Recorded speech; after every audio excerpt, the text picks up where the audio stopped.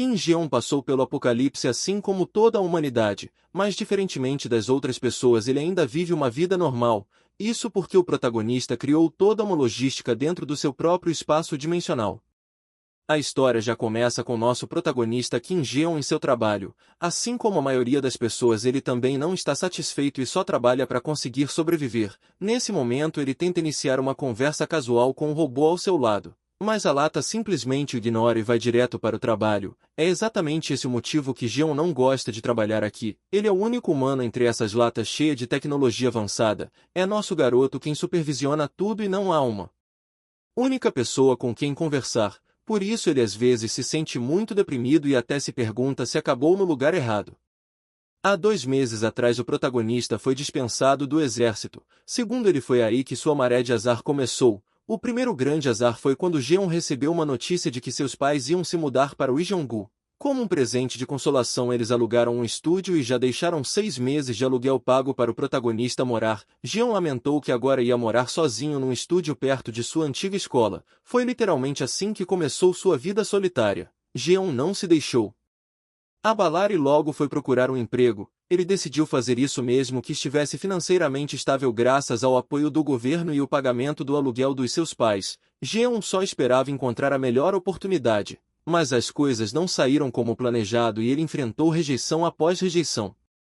O protagonista passou um mês procurando emprego e não conseguiu. Um dia ele acabou desabafando com suas irmãs sobre como ele era patético e não conseguia nem encontrar um emprego. Durante o bate-papo ele ouviu falar de empresas de entrega usando robôs para facilitar o trabalho e muitas pessoas estavam trabalhando como operadoras nessas empresas. O protagonista rapidamente se interessou e foi assim que ele acabou nesse lugar onde literalmente não há ninguém com quem conversar. Eu particularmente ia gostar de não ter ninguém ali para me encher o saco, mas nosso protagonista parece ser bem sociável. Nesse momento Jeon estava trabalhando quando ouviu alguém chamar seu nome. O gerente Xi avisa que estavam sem estoque de atum e pede para ele verificar se há algum esquecido no armazém. Jeon obedece com um sorriso falso estampado em seu rosto. Assim que nosso garoto entra no armazém, a porta atrás dele começa a se fechar lentamente. Ele não presta atenção e rapidamente começa a procurar o atum que Xi mencionou. Depois de vasculhar, ele vê o estoque na prateleira de cima. Nosso garoto usa a escada e consegue pegar a caixa com os itens necessários.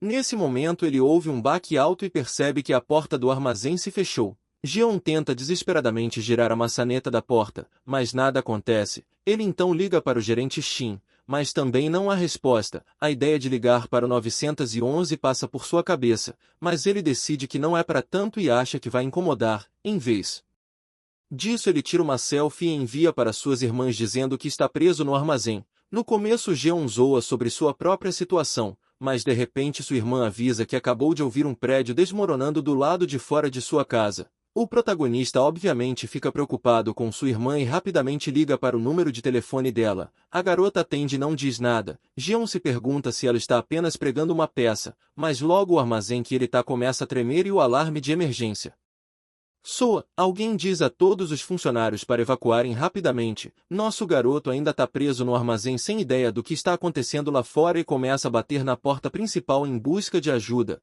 Infelizmente ninguém vem ajudá-lo. Jeon então decide ligar para o 911, mas descobre que o sinal do celular está inativo. Sendo um ex-militar, a primeira coisa que ele pensa é que está acontecendo uma batalha em seu país. Esse pensamento o assustava profundamente. De repente ele percebe algo batendo no portão principal do lado de fora. Cada impacto deixa um amassado gigante na enorme porta de aço. Naquele momento o protagonista percebeu que quem estava fazendo aquilo definitivamente não era um humano. Jeon cai de joelhos aterrorizado pensando que não ia ter saído. Só que no minuto seguinte as batidas no portão pararam. Ainda assim nosso garoto conseguia ouvir a comoção e os gritos do lado de fora, que são altos o suficiente para aterrorizá-lo. 3 dias se passaram desde aquele dia infeliz. Jeon ainda está preso dentro do armazém e sobrevivendo com a comida disponível. Ele está convencido de que algo importante deve ter acontecido lá fora porque ninguém veio procurá-lo até agora. Jeon se pergunta se há um combate acontecendo. Se for, ele está quase aliviado por estar preso aqui, ou já poderia ter virado uma estatística se tivesse do lado de fora. O alarme que costumava tocar constantemente está em silêncio desde ontem, o que é um alívio. Pelo menos ele pode dormir agora, mas não tem certeza de quanto tempo mais pode aguentar. O protagonista está rezando para que um soldado ou alguém de seu país o encontre logo e mantenha sua família segura. Quando nosso herói pensou que as coisas não poderiam ficar mais loucas, uma janela do sistema aparece na frente dele, dizendo que ele foi escolhido e pedindo para verificar suas habilidades despertas. A princípio Geon achou que pode estar alucinando, mas depois outra janela aparece, dizendo que ele adquiriu seu próprio subespaço pessoal para armazenar objetos. Ele começa a se perguntar se havia algum tipo de alucinógeno nas latas de atum que ele tem comido nos últimos 3 dias. Logo outra notificação aparece dizendo que o alvo foi designado e perguntando se ele deseja armazená-lo. Sem hesitar ele confirma e de repente abriu um buraco embaixo dele. Geon começou a cair em queda livre e no minuto seguinte se vê do lado de fora do armazém. Ele se levanta e olha em volta, apenas para ver escombros e destroços por toda parte. Tudo está em total destruição. O protagonista logo vê o cadáver do seu superior caído no chão. Enquanto isso as janelas do sistema continuam piscando. Nosso menino está ocupado vomitando suas entranhas depois de ver alguns cadáveres. A janela de notificação então afirma que foi encontrado um sistema operacional adequado para o seu sistema. De repente o protagonista ouve passos se aproximando por trás e há uma enorme sombra projetada por uma figura atrás dele. Ele tem certeza de que essa sombra não é de um humano. Nesse momento vemos um monstro parecido com um orc com presas afiadas e um corpo gigante. Geon tenta se acalmar esperando desesperadamente que seus medos não sejam verdadeiros. Ele tenta se manter otimista, se convencendo de que o rugido alto que ele ouviu há 3 dias atrás poderia ser de um gorila ou de um urso. Nosso garoto não se atreve a olhar para trás. Em vez disso ele corre o mais rápido que pôde e percebe que o monstro está lhe caçando.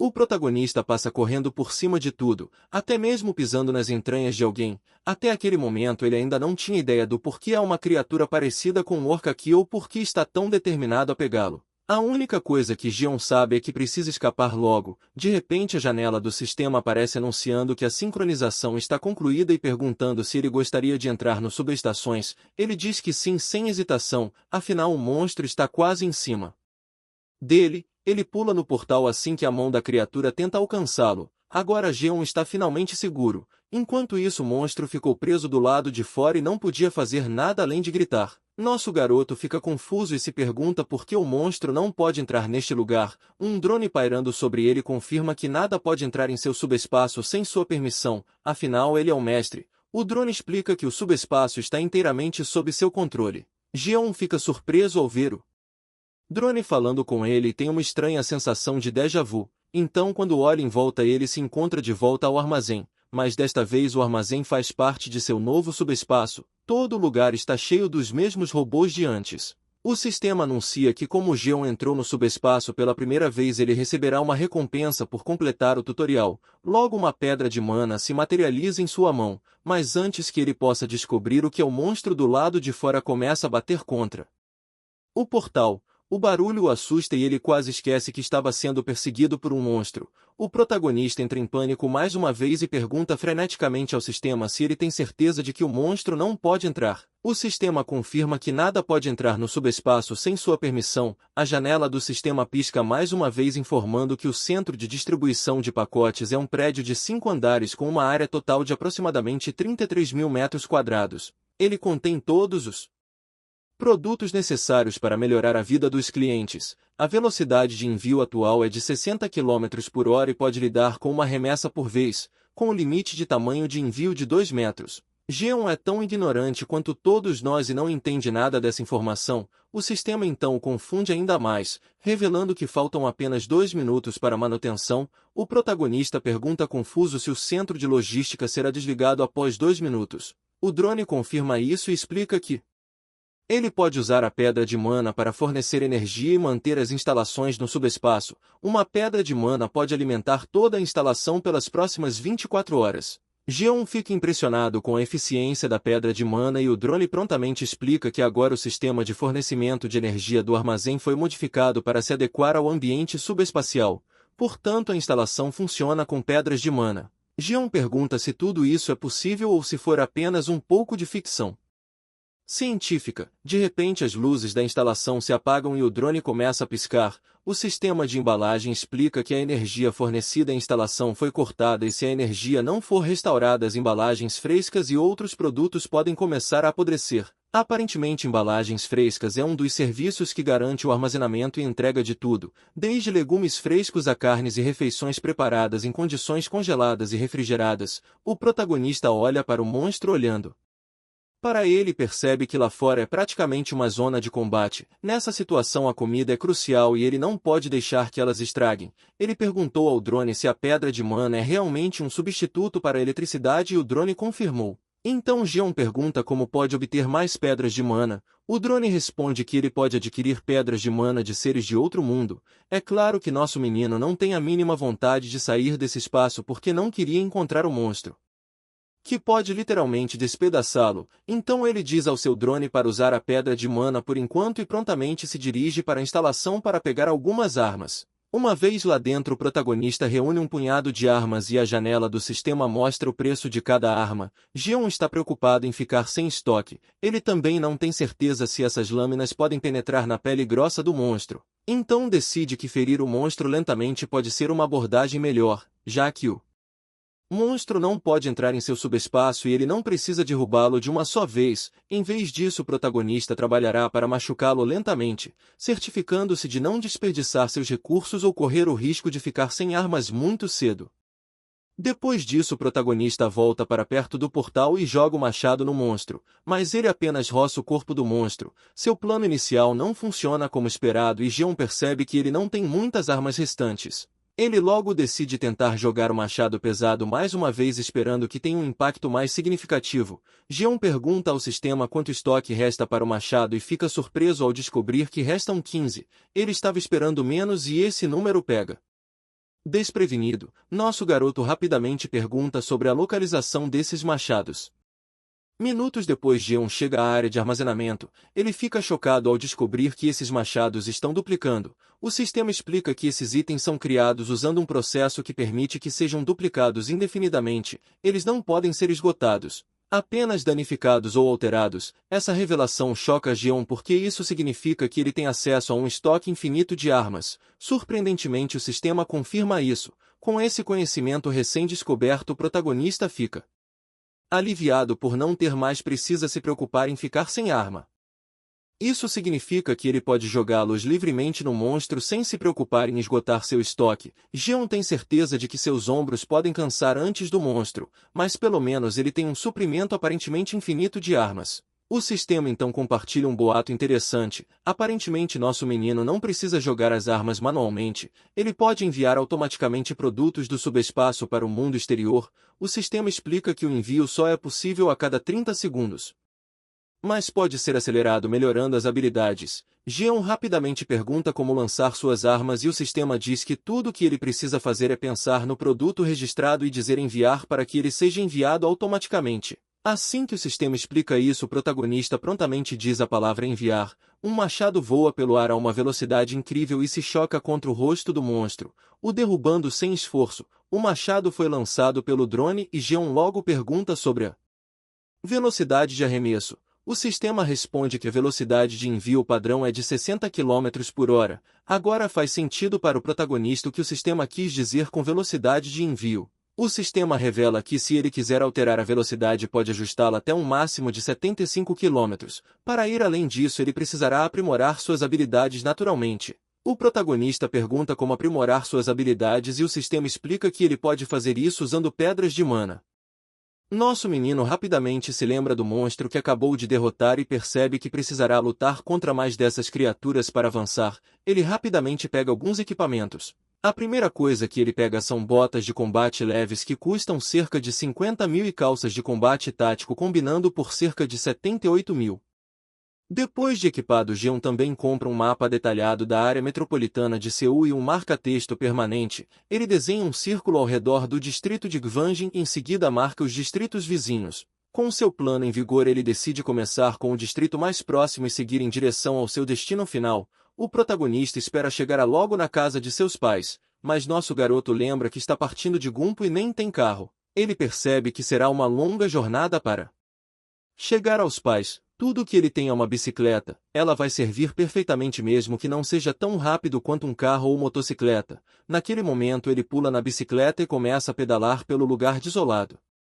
Após cerca de 30 minutos a noite cai e ele consegue derrubar quase 12 orcs durante esta curta jornada. Ele então nos revela que aprendeu uma coisa valiosa depois de derrubar 12 orcs. Mas antes que pudesse explicar qualquer coisa sobre sua descoberta, um monstro aparece de repente e tenta atacá-lo. Geon rapidamente se retira para seu subespaço, deixando o monstro do lado de fora. Enquanto o monstro está imobilizado, ele usa sua habilidade de envio novamente para destruí-lo, mas o machado erra pouco alvo e apenas fere o ombro do monstro. Para usar sua habilidade de carregamento novamente, o protagonista tem que esperar 30 segundos e também há um limite de alcance de 10 metros. Apesar dessas desvantagens, ele aprendeu que suas habilidades são incríveis e pode ser melhorado coletando pedras de mana. De repente o monstro percebe o movimento atrás dele e quando se vira vê o machado voando do portal e o atingindo no rosto novamente. O protagonista se lembra que no seu sistema também há recuperação de produtos, que recupera automaticamente os itens despachados.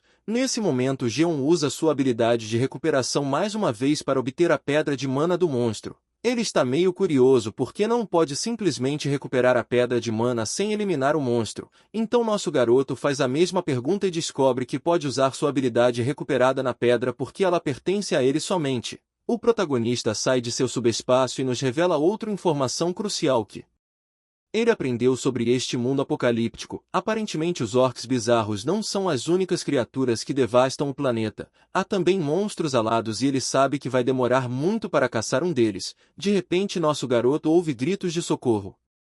A cena muda para um homem que atende pelo nome de Choi. Ele está tentando desesperadamente fugir, mas está tão exausto que cada passo parece mais pesado que o anterior. Uma criatura voadora está tentando caçá-lo. Há outra pessoa atrás do homem ferido e ele tenta ajudar o amigo que foi derrubado, mas o monstro pousa bem na frente dele e bloqueia seu caminho. Sua boca feroz está babando como se estivesse esfomeado. Estranhamente o monstro não ataca o homem que está na frente dele. Em vez disso, ele volta seu olhar para Choi que está deitado no chão. O homem fica perplexo ao ver que o monstro não o está atacando e percebe que essa criatura estava mirando em Choi o tempo todo, provavelmente porque Choi é menor e parece um alvo mais fácil. Ele não tem ideia do que pode fazer contra esse monstro gigante para salvar seu amigo, porque tudo que tem é essa pequena faca e ele não tem certeza se ela pode ser usada para distrair o monstro.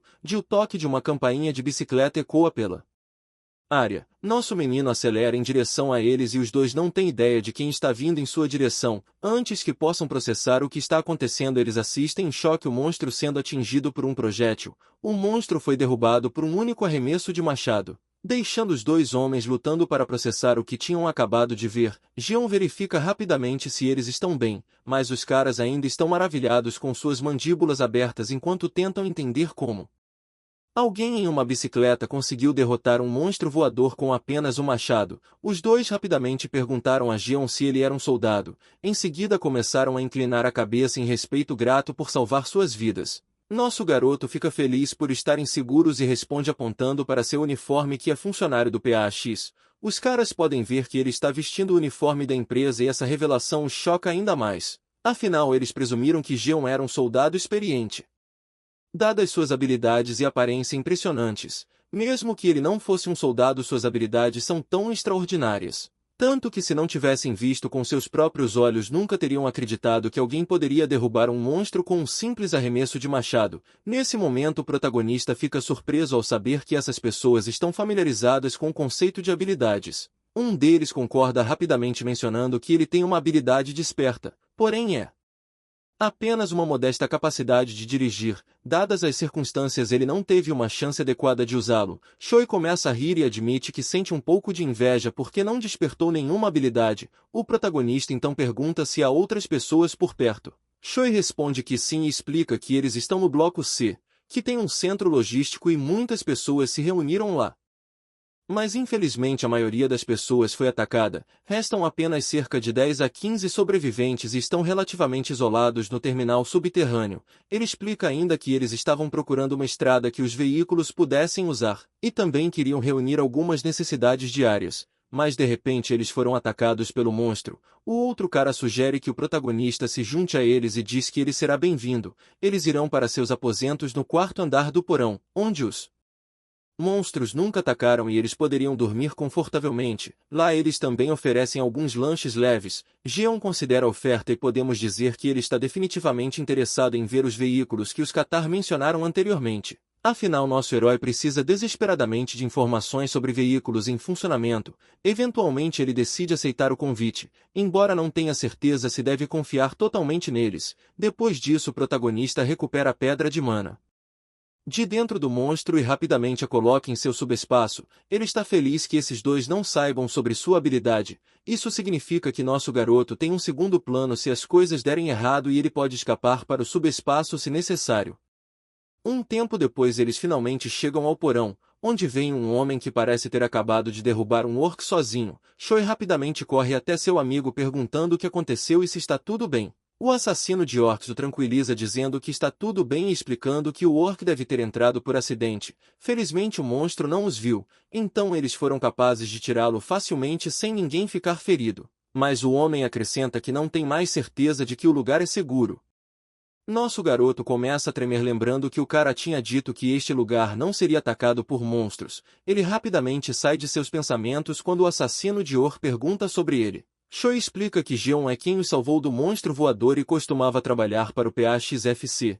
Ele também menciona que o protagonista é bastante forte e eliminou a criatura com um machado à distância. Todos ficam surpresos e curiosos sobre que tipo de habilidade ele pode ter. Naquele momento uma mulher corre em sua direção e ela está absolutamente emocionada por ele ter salvado Yong e Choi. Os outros começam a se reunir em torno dele enchendo de elogios. O protagonista tenta minimizar dizendo que ele estava apenas fazendo o que tinha que fazer. Choi tenta dispersar a multidão dizendo para não cercar o jovem. Só então o cara dos orcs fala que todos aqui trabalham juntos há mais de 10 anos e que Yong e Choi são como uma família para ele. Então ele é genuinamente grato por conhecer alguém que salvou sua família. O homem se apresenta como Lee, gerente central do terminal de Daeon. Ele até inclina a cabeça em respeito por salvar seus dois amigos. Lee dá ao Prota um breve resumo do lugar. Ele explica que embora eles não possam garantir a segurança do local, é muito mais confortável do que do lado de fora. Eles têm suprimentos de comida e água do centro de logística, então Jeon pode comer o quanto quiser sem se sentir envergonhado e pode se sentir em casa. Lee também menciona que eles têm muitos suprimentos e podem obter mais do centro de logística se necessário, mas nesse momento eu me interrompo Lee para apontar que o centro de logística de que estão falando desapareceu repentinamente. Todo mundo fica com os olhos arregalados e suas bocas estão abertas com essa notícia absurda. Lee rapidamente pergunta o que diabos isso significa. Choi confirma novamente dizendo que literalmente se foi e explica que é por isso que eles foram perseguidos pelo monstro quando tentaram voltar. Os outros do grupo se recusaram a acreditar nisso e questionaram como um edifício tão grande poderia simplesmente desaparecer. Lee então finalmente chega a uma conclusão e diz a seus outros amigos que se os monstros estiverem vagando por aí, então não é muito improvável acreditar que um prédio possa desaparecer no nada. Enquanto isso, nosso protagonista fica em silêncio porque não tem certeza se o desaparecimento daquele centro de logística tem algo a ver com seu subespaço. De qualquer forma, o gerente lhe tenta manter todos calmos e diz que não importa o que aconteça, eles precisam cavar o túnel. Se eles ficarem aqui as coisas só vão piorar, então o homem encoraja todos a não desanimarem. A mulher de Antes do Fogo tenta motivar os outros, os lembrando de que mesmo sem o centro de logística eles ainda precisam pensar se mover, então ela insiste que eles devem forçar a passagem. O protagonista se vira para o gerente Lee perguntando o que realmente significa forçar a passagem. O gerente explica que todos aqui têm casas em outros lugares e os veículos são essenciais para as viagens, mas com as estradas bloqueadas eles precisam encontrar um caminho. O protagonista se anima com a menção dos veículos e pede mais informações. Lee confirma que eles têm veículos funcionando, mas explica que todas as estradas estão bloqueadas. O campo de golfe obstrui o caminho para o norte, os contêineres bloqueiam o leste e a via expressa sul de Yangdong está completamente destruída. O túnel para o oeste é a única saída, mas infelizmente um grupo de monstros voadores assumiram o controle desse túnel. Até agora todos sobreviveram obtendo comida e água do centro de logística, mas agora eles têm que forçar a passagem já que o armazém desapareceu. O gerente diz ao protagonista que ele não precisa passar pelo túnel pois as estradas bloqueadas são para veículos e há maneiras de escapar a pé ou de bicicleta. Nesse momento Jeon responde rapidamente que ele também precisa de um veículo acha que é melhor passar pelo túnel. O gerente não tenta mudar a opinião de Jeon e simplesmente diz que ele é bem-vindo para se juntar a ele se estiver disposto a isso. Nosso garoto sorri e diz que ficaria feliz em trabalhar com eles. Jeon também pensa em sua mente que seria melhor se ele mantivesse suas habilidades escondidas já que o grupo parece bom o suficiente. Nosso garoto não pode ignorar que o grupo tem lutado para sobreviver enquanto ele estava seguro no centro. Ele entende sua necessidade de sigilo e planeja permanecer cauteloso também. Então se vira para o gerente e diz que quer verificar a situação com o túnel e os monstros. Jeon diz que está planejando ir explorar, mas na realidade ele só quer usar suas habilidades para demolir aquela horda de monstros e acumular algumas pedras de mana. A cena então volta um pouco no passado, quando Jeon derrubou um monte de monstros, ele economizou 5 pedras mágicas e viu que pode reduzir o tempo de recarga de sua habilidade de envio para 5 segundos. É quando ele vê 3 novas habilidades de envio. O primeiro é a entrega precisa, que como o nome sugere trava no alvo e garante um acerto. A segunda é a entrega simultânea que permite enviar até 2 itens de uma só vez. O terceiro é a entrega automática, que lhe permite entregar automaticamente itens designados com intervalo de tempo sendo ajustável. Por mais legais que essas habilidades pareçam, cada uma custa cerca de 10 pedras e nosso cara está totalmente ansioso para vê-las em ação, embora ele ainda não tenha certeza do que exatamente a entrega automática faz.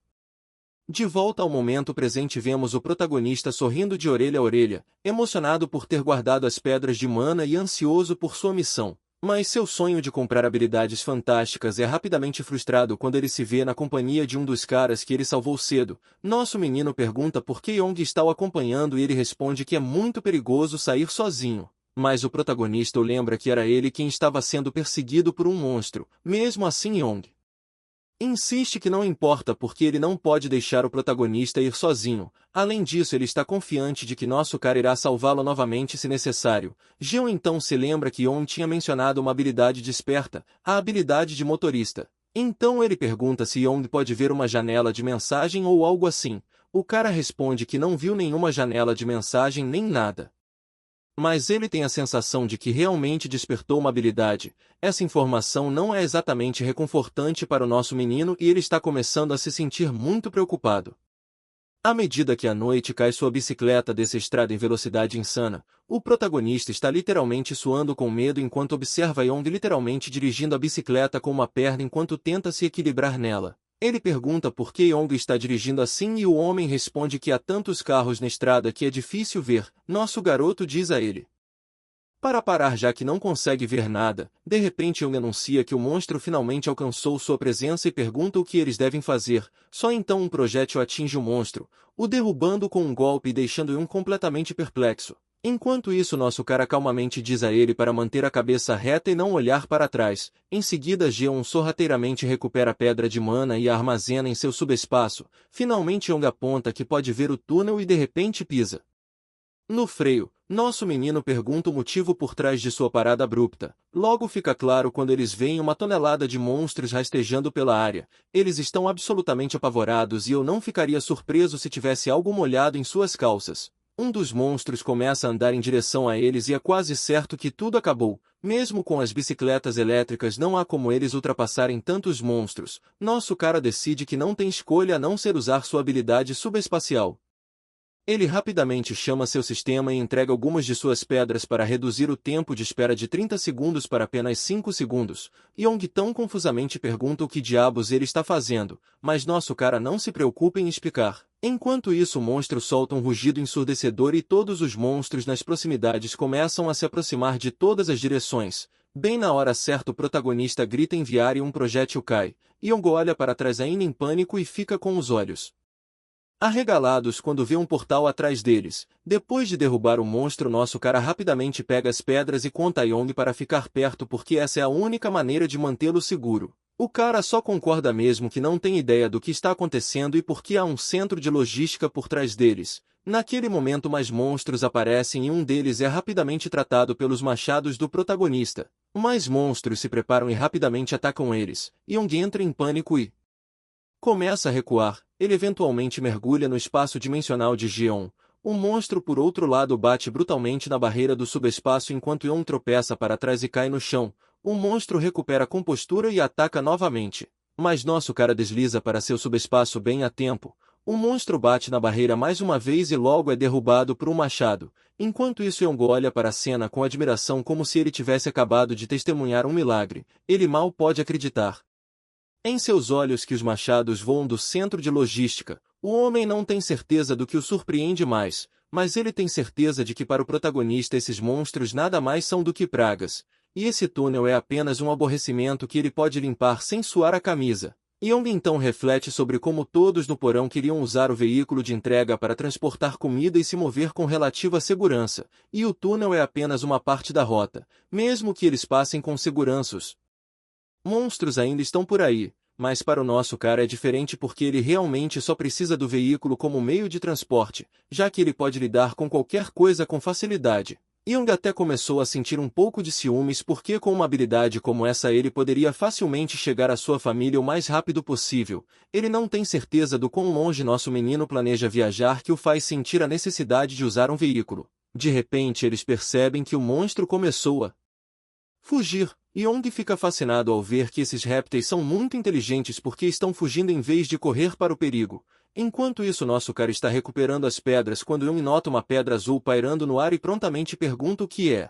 Nosso garoto curiosamente pergunta se ele nunca viu uma pedra de mana antes e o cara admite que não. Então o protagonista explica que ele as usa para aprimorar suas habilidades. Young se pergunta se ele terá a chance de tentar ele mesmo algum dia. Agora finalmente faz sentido para o nosso menino porque Young não se preocupou em extrair a pedra de mana do cadáver dos orcs antes. De qualquer forma parece que as habilidades não funcionam da mesma maneira. Então Jeon explica que ele não veio aqui com a intenção de limpar o túnel, ele só queria dar uma olhada e avançaria secretamente se parecesse viável. Afinal Jeon queria mostrar suas habilidades. Young imediatamente pede desculpas por acompanhá-lo e o protagonista garante a ele que não há necessidade de se preocupar, ele não sabia o caminho para o túnel de qualquer maneira, então se ele tivesse vindo sozinho ele não teria sido capaz de passar. Em seguida nosso garoto sugere que é hora de voltar já que os monstros recuaram por enquanto, mas podem atacar novamente. Young pergunta até onde nosso cara planeja viajar que ele sente a necessidade de um veículo. O protagonista explica que está tentando entrar em contato com sua família e seu destino final é Uijeonggu, perto do distrito de Gangnam. Esta notícia pega Young de surpresa porque seu próprio destino está na mesma rota para Gangnam.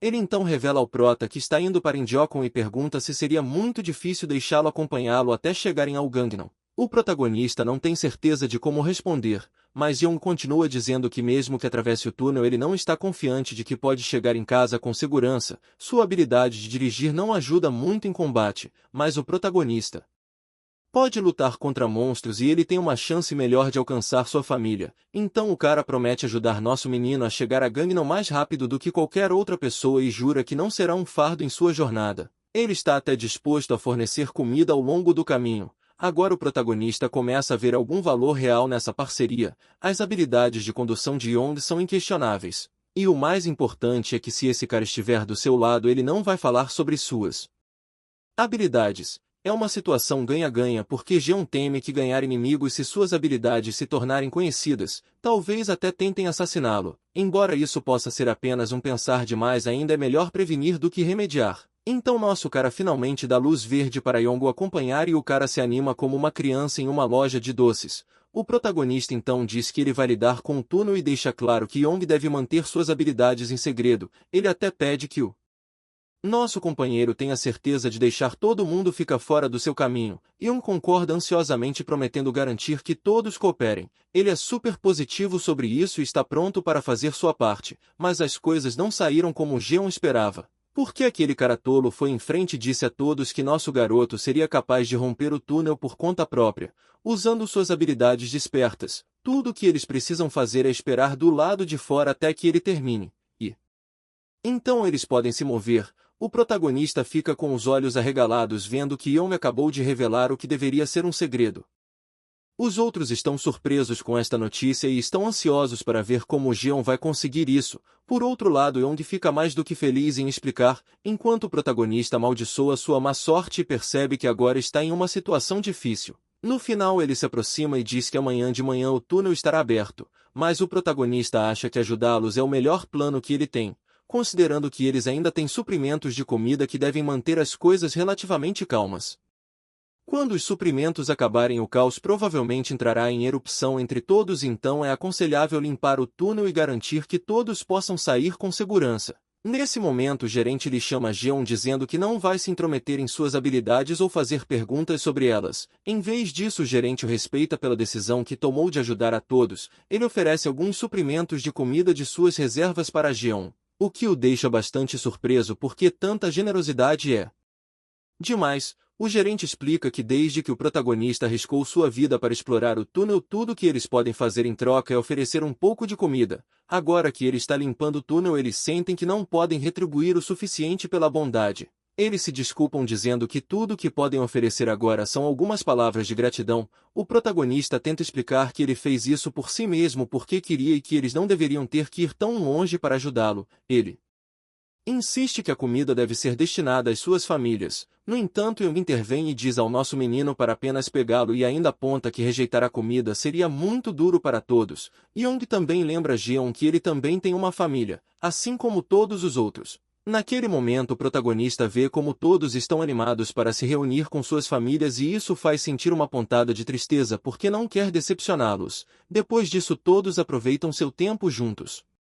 O dia seguinte chega e eles finalmente chegam à entrada do túnel. Jeon diz a todos para ficarem para trás e começa a pedalar sua bicicleta para dentro do túnel, determinado a limpá-lo e voltar. À medida que se aproxima do túnel ele começa a avistar os monstros. Nesse momento a cena volta à sua infância e vemos o protagonista com o olho dolorido depois de uma briga com sua irmã. Ele reclama com seu pai e isso leva a outra discussão com sua irmã. Eles eventualmente começam a bater um no outro na frente de seu pai. É quando seu pai aponta o quão próximos eles parecem ser. Seu pai então reflete que era filho único de seus pais e sempre invejou o vínculo entre irmãos. Ele diz ao protagonista e sua irmã que eles não têm ideia de como são invejados. Mesmo que possam discutir agora, eles logo perceberão o quão verdadeiramente preciosa é a família. De repente sua mãe entra na sala levando a uma discussão calorosa entre seus pais. É neste momento que Jeon sente o calor da família. A cena então muda para a última noite, onde nosso menino está relembrando todos esses momentos com sua família depois de ver como todos estão muito felizes com a perspectiva de finalmente se reunir com suas famílias. Eles estão confiantes que Jeon abriria o caminho e passaram a noite inteira assim. À meia-noite bate e todos adormecem. De repente Young acorda para usar o banheiro e percebe que Jeon não está ali. Ele sai e pergunta aos guardas de patrulha sobre o protagonista. Os caras relatam que Jeon disse que estava saindo para tomar um pouco de ar fresco há algum tempo. Ele então caminha para frente e olha em volta, finalmente encontrando nosso menino. Young rapidamente pergunta por que o herói não está dormindo e nosso menino responde que ele não consegue dormir. Young então olha para frente e está absolutamente confuso ao ver que todo o veículo está cheio até a borda com comida e suprimentos. Ele logo pergunta por que o protagonista está dando tantas coisas. Nosso menino apenas menciona casualmente que ele carregou apenas cerca de metade para evitar tornar o veículo muito pesado, mas esse valor deve ser mais do que suficiente para todos. Young fica ainda mais surpreso quando o personagem principal diz que este é o último veículo que ele teve que carregar. A percepção o atinge com bastante força porque se este é o último veículo, então nosso menino deve ter embalado os outros 15 veículos com a mesma quantidade de suprimentos. O protagonista rapidamente diz a ele para manter isso em segredo de todos os outros. O homem, no entanto, pergunta o que eles usarão durante a jornada se o protagonista está doando todas essas coisas. Nosso menino diz casualmente que eles ainda têm muitos suprimentos. O homem fica surpreso ao ouvir isso porque percebe que a quantidade de suprimentos que nosso menino generosamente doou é maior do que você encontrará em um centro de logística inteiro. Ele não consegue imaginar quanto Jeon deve ter em estoque para doar tanto. A cena volta ao presente onde o protagonista está demolindo monstros sem esforço como se não fosse grande coisa. Enquanto luta ele pensa em como seria muito mais fácil se pudesse colocar todas as pessoas em seu subespacial e levá-los para o outro lado. Infelizmente seu sistema afirma que com o nível subespacial atual não é possível, mas se atingir o nível subespacial 2 ele poderia acomodar até 20 pessoas. Para atingir esse nível ele precisaria reunir pelo menos 100 pedras de mana. O protagonista faz uma contagem mental e observa que há no máximo cerca de 40 monstros. Dados os números, subir de nível aqui não é viável. Ele ainda precisa pensar em outra maneira de subir de nível porque ele eventualmente quer colocar sua própria família no subespaço. De repente o protagonista percebe algo incomum entre os monstros em fuga. Um olhar mais atento revela uma versão particularmente superior do monstro voador. Posso dizer que este é algum tipo de monstro de nível chefe, mesmo Gion não tem certeza do que está lidando. Finalmente voltamos para o lado de fora onde todos estão esperando ansiosamente por Gion. Alguns estão começando a se preocupar se ele está bem dentro daquele túnel. Eles então finalmente o avistam emergindo do túnel pedalando sem esforço sua bicicleta como se ele estivesse apenas saindo para um passeio casual. Seu uniforme está manchado e o grupo olha ansiosamente. Mas eles logo dão um suspiro de alívio quando veem um sorriso se espalhando pelo rosto do nosso garoto. Os sobreviventes logo fazem uma dança alegre comemorando a conclusão bem-sucedida de sua missão. Agora parece que finalmente é hora de todos se separarem e se reunirem com seus entes queridos. Eles expressam sua gratidão ao gerente Lee por ficar com eles até o final e esperam que ele consiga com segurança chegar em casa também. O protagonista fala que se eles tiverem algum problema devem tentar abrir o porão de carga porque ele preparou um pequeno presente que pode ser útil. Todos ficam intrigados e curiosos sobre o presente, mas eles finalmente entram em seus respectivos caminhões de carga e começam a abrir caminho pelo tráfego. Assim que cruzam um túnel eles se despedem uma última vez e seguem por suas estradas separadas. Em seguida vemos Gion sentado no banco do passageiro, ainda preocupado com o monstro que viu no túnel. Ele não tem certeza se era realmente um monstro voador pois fugiu tão rapidamente que ele não deu uma boa olhada nele. Ele então começa a se perguntar se aquele era um líder ou talvez apenas uma versão adulta desses monstros, mas seus pensamentos são interrompidos por um estranho barulho de trituração vindo debaixo do caminhão. Quando olhamos perto dos pneus vemos que os caminhões passaram por alguns cadáveres e o rosto do motorista está cheio de tristeza ao ouvir os ossos quebrando. Até o protagonista pode ver o arrependimento no rosto de seu amigo, mas eles não têm escolha a não ser continuar se movendo com corpos e destroços por toda parte. Não há um caminho claro e é uma bagunça. Ele pensa consigo mesmo que se não tivesse sido descartado 3 meses antes ele pode ter sido um daqueles soldados. Toda a situação é pior do que eles pensavam. De repente Yong chama por ele. O que tira nosso menino de seus pensamentos. Eles olham para frente e veem que a estrada está bloqueada. Iga aponta que o arame farpado parece ter sido criado pelos militares para bloquear algo e eles terão que seguir outro caminho. Ele menciona que deveria haver outra ponte que eles pudessem atravessar, mas é quando nosso menino vê algo no final da ponte bloqueada e nota um novo tipo de monstro que nunca vimos antes. Agora finalmente faz sentido que os militares estavam tentando bloquear. Yong entra em pânico e pensa em virar o carro, mas nosso menino vê isso como uma oportunidade de aumentar o nível de seu subespaço. Ele então percebe uma calçada estreita na estrada perfeitamente bloqueada em ambos os lados e rapidamente diz ao amigo para não virar o carro. Ele pergunta se Yeon pode passar o veículo por aquela calçada e o cara responde que sim. Jeon então explica que ele elaborou um bom plano para passar por essa situação sem ter que voltar atrás. Ele está absolutamente emocionado e animado em empurrar este caminhão por uma calçada de pedestres. Yeon ficou chocado especialmente quando um orc apareceu na frente entre os cães. Os monstros não pareciam ser amigáveis uns com os outros. Embora o orc tivesse uma vantagem em tamanho e força, os cães mutantes eram simplesmente mais numerosos. O pobre orc não tinha chance contra uma matilha tão faminta. Jeon e seu amigo só podiam ver o couro voando em todas as direções. O pobre Yong estava realmente assustado e mesmo conhecendo as habilidades de nosso herói duvidou da ideia de ir direto para lá. Então ele perguntou se o protagonista realmente vai atravessar essa ponte. Nosso herói estava mais do que confiante em suas habilidades e pensou que era ainda mais fácil do que seu amigo assustado pensava. Enquanto Yong tentava ganhar coragem, o protagonista fez uma pergunta estranha. Ele questionou se Yong já tinha ouvido falar de um jogo em que 3 raças guerreiam entre si. É um certo jogo de estratégia espacial chamado Stark. Mas Yong era muito mais velho que o protagonista e não sabia nada sobre esse jogo. Jeon decidiu dizer tudo sobre isso. Este jogo tinha conteúdo onde os jogadores podiam jogar em mapas personalizáveis e alterar as configurações conforme quisessem se divertir entre esses mapas. O favorito do nosso herói era aquele em que ele tinha que se defender de enxames de monstros usando unidades e terrenos limitados. Ele achava que a situação atual era muito semelhante àquele mapa, já Yong não tinha ideia de por que estava sendo dito tudo isso, mas sua compreensão não era necessária nesta situação porque tudo o que ele tinha que fazer era fazer obedecer o protagonista. Jeon disse para começar e ele teve que virar o carro e voltar para a barreira de arame farpado. É claro, derrubando o arame farpado, fazendo o máximo de barulho possível, atraindo assim a atenção dos monstros cães. Agora foi a vez de Jeon começar a trabalhar. Ele ativou seu sistema e recorreu à última habilidade. Jeon nem ia usar, mas agora era a situação mais adequada. Ele desbloqueou a habilidade de envio automático gastando 10 pedras mágicas. Em seguida gastou todas as pedras mágicas restantes para aumentar a velocidade de envio. Agora a velocidade de envio aumentou para 100 km por hora.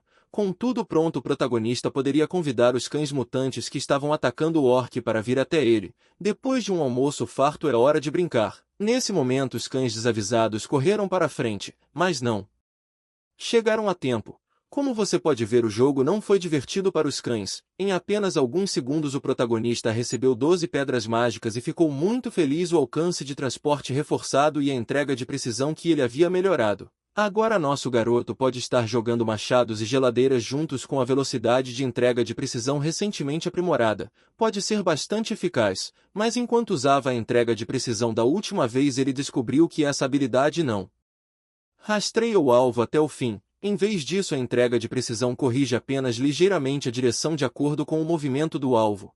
Isso pode ser um grande problema contra esses cães que são incrivelmente rápidos. Mesmo o machado voando a 100 km por hora pode ser evitado por esses cães quando atacado de longe. Além disso, essas criaturas são tão destemidas que não vão parar, mesmo que um de sua espécie seja eliminado bem ao lado deles.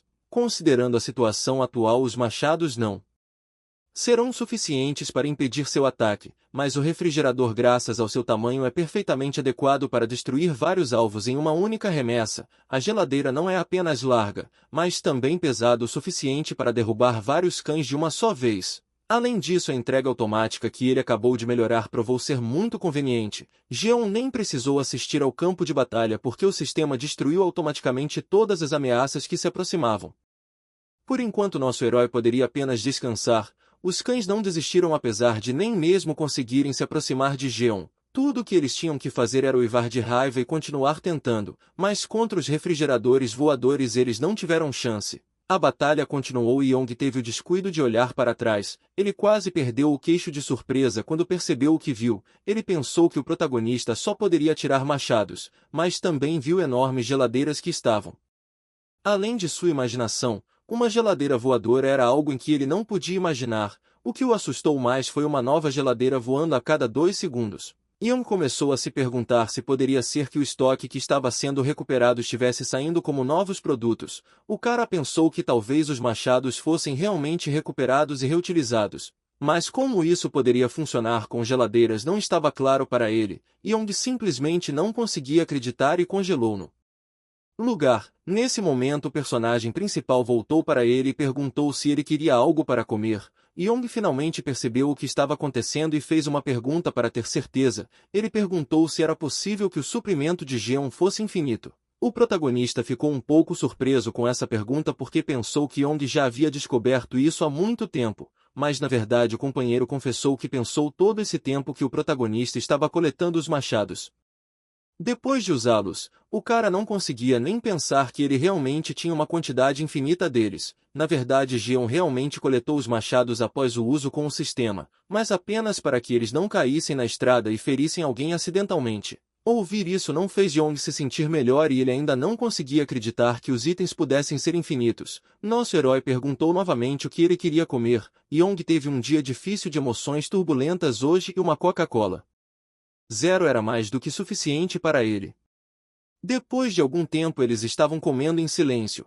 Enquanto isso, atrás deles o sistema de entrega estava espalhando impiedosamente os cães. Yong estava um pouco envergonhada de sua estupidez e de ter subestimado as habilidades de Jeon. Mas ainda era grato pela comida mesmo que fosse infinita. Nosso herói ficou feliz em compartilhar e também agradeceu a Yong por sua confiança desde o início. Agora, se ele precisasse de alguma coisa deveria apenas falar, pois nosso herói tinha quase tudo em estoque. Mas Jeon não tinha pressa em usar da generosidade de outra pessoa. Ele já estava satisfeito do que Jeon havia feito por ele, limpando o caminho dos monstros e o ajudando a chegar em casa mais rápido. Literalmente depois de cruzarem esta ponte seria apenas 1 hora de viagem até sua casa. O protagonista ficou feliz em saber que seu amigo poderia ver sua família em breve. Young também. Mas no fundo ele tinha medo do que poderia ver lá e só esperava que nada tivesse acontecido com sua família e eles estivessem seguros. O protagonista o entendia muito bem, pois ele também estava preocupado com seus pais e irmãs. Ele queria dar a Young algum tipo de presente e notou suas roupas esfarrapadas.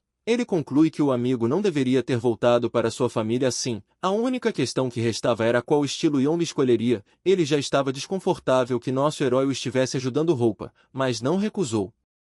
Um tempo depois vemos Young com um óculos de aviador e uma jaqueta legal, exatamente o que um motorista de primeira classe precisava para dirigir pela paisagem apocalíptica. Young acelera com seu novo visual, seus movimentos eram rápidos e precisos. Até os pilotos de Fórmula 1 o invejariam. O protagonista só teve tempo de se segurar com força antes que Young manobrasse. O cara foi rápido como um relâmpago. Nesse ritmo ele só ia precisar de 20 minutos para voltar para casa, mas o protagonista precisava se segurar firme. O caminhão deles voou pelas estradas quebradas como se fosse uma rodovia. O pobre Jeon pediu em vão ao amigo para dirigir mais devagar. Parecia que ele estava prestes a vomitar. Felizmente seu sofrimento não durou muito porque eles finalmente chegaram à casa de Young. Na verdade eles chegaram ao que antes era sua casa, porque agora era apenas uma ruína.